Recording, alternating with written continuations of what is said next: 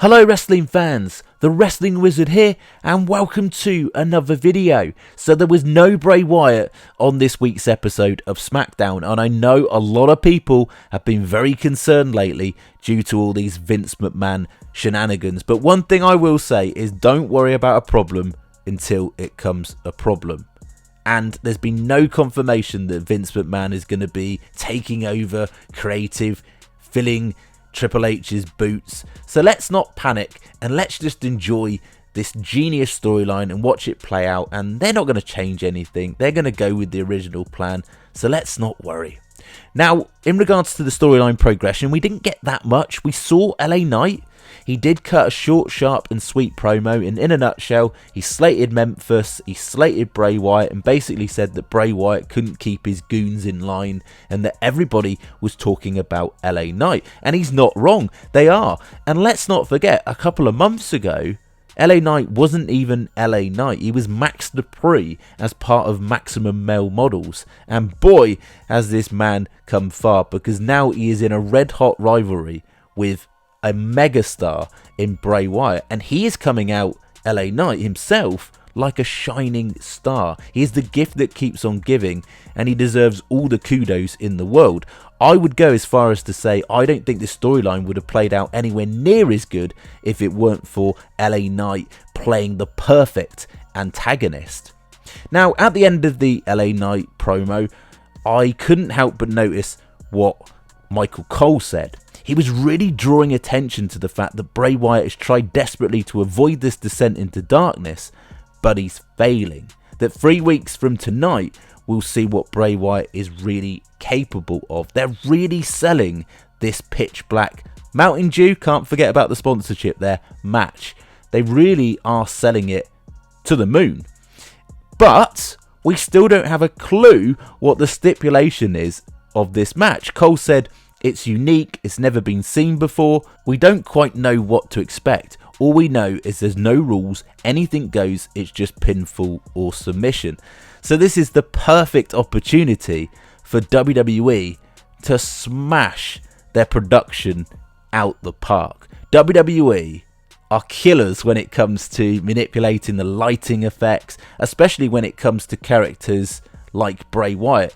I mean, if you look at the initial Fiend reveal, that was sold so well due to the lighting effects, the brief sort of flash on the face, and they did the very same thing with the physical reveal of Uncle Howdy. So you can guarantee that they're going to use all these lighting effects to manipulate our minds, and we're not going to have a clue what is going on. I wouldn't be surprised if we see multiple character switches, multiple masks.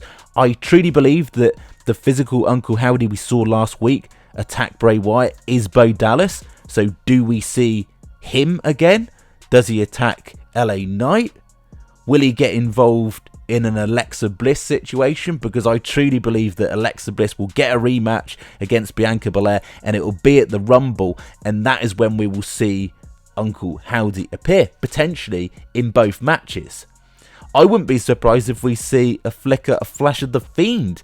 Of course, somebody else is going to have to play that for that brief stint.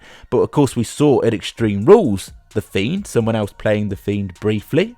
So who knows, we could see that. Of course, there's been so many questions in regards to Vincent and Dutch and them being involved in the storyline. Now, initially, I was a bit resistant. I thought, well, hang on a minute. They've been seen at an NXT tryout.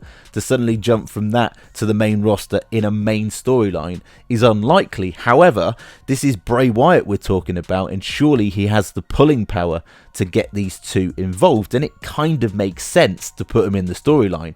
I don't believe Vincent is Uncle Howdy. I believe that's Bo. However, what if Vincent and Dutch are two separate characters aligned with Bray Wyatt, and then we get some reveal in the pitch black match? Who knows? I have a feeling that they're going to be involved. I don't know why, I just got this gut feeling they could be involved. And of course, all sorts of other shenanigans could happen. Alexa Bliss, as we mentioned earlier, but I do think they're going to use the lighting effects to play with our minds. What would be really cool if, in tribute to Brody Lee, is if we saw this kind of hologram like flash up of like a tribute to Brody, like during the match, but in a way that kind of messes with Bray Wyatt's mind, because that's where he gets very emotional. So there's definitely going to be some mind manipulation along the way. But for me, in this match, unquestionably, Bray Wyatt has to win. I don't think it would go down well if he didn't. Now, I'm all up for storyline progression and all that, and if he did take the loss, that just makes him more violent and vicious, and we get a full transition to the Fiend, potentially. But I honestly think something more darker, something even more sinister than we ever seen before is incoming. And maybe we have to wait until WrestleMania for that to play out. But there's going to be some form of reveal, I feel, in the Pitch Black match. There's got to be, because they're putting so much emphasis on it. Anyway, we'll have to wait and see. Also, on a side note, a very quick plug.